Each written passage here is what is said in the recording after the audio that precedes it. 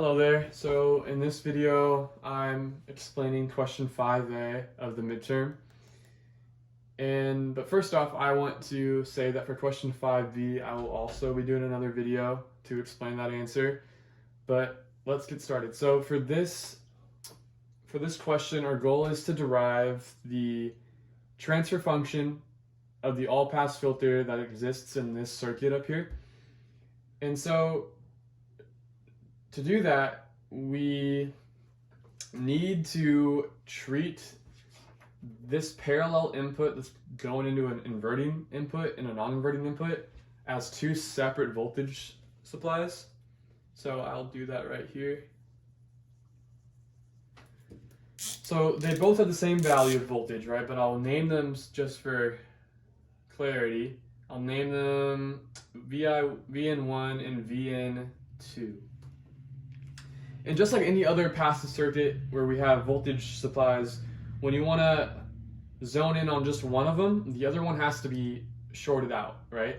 And so to do that, we'll first focus on VN1, so we'll have to do Vout1.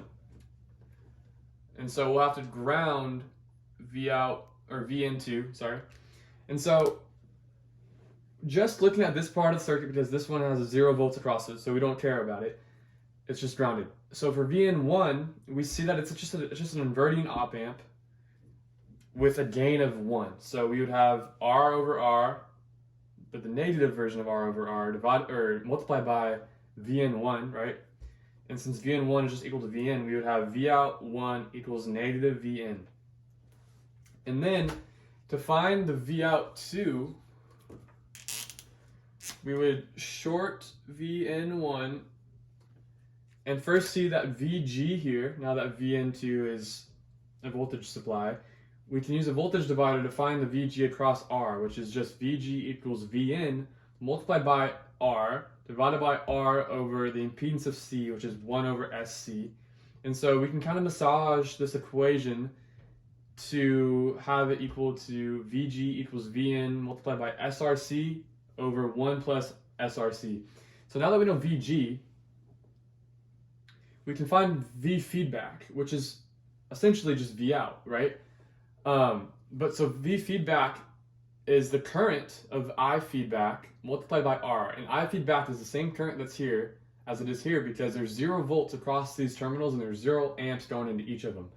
And so we know that I feedback would have to be 0 volts since it's grounded right here, minus VG, right, since this is the same voltage, divided by R. That's our current, right? And so we can multiply all of that by R again, which is our R feedback, and we can get back negative VG, right? Because the R's cancel out. And so now that we have our V feedback and our VG, we can see that Vout2 over here is equal to VG, right? VG plus our V feedback, but in this case it'd be VGs, right? So it's 2 VG because since our non-inverting terminal is not 0, we have to include this voltage right here, right? And so that comes out to be 2 VN times SRC over 1 plus SRC. Okay, so now that we have both Vouts for both of these inputs, we can then find our final Vout, or Vout total, I could say,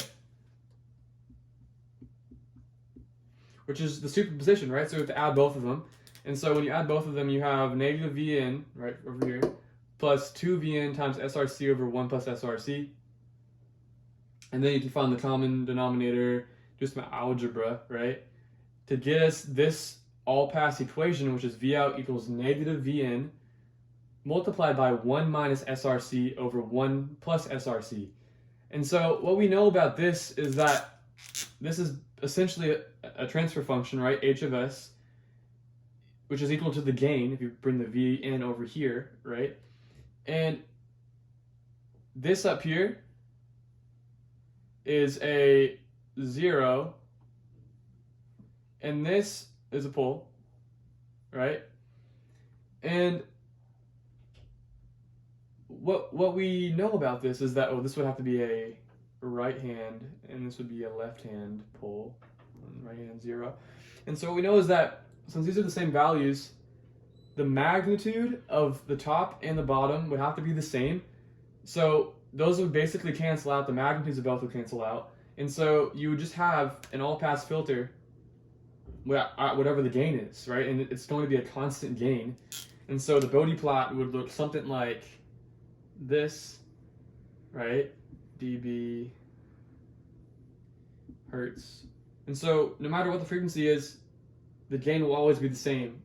Or in other words, every frequency would pass through.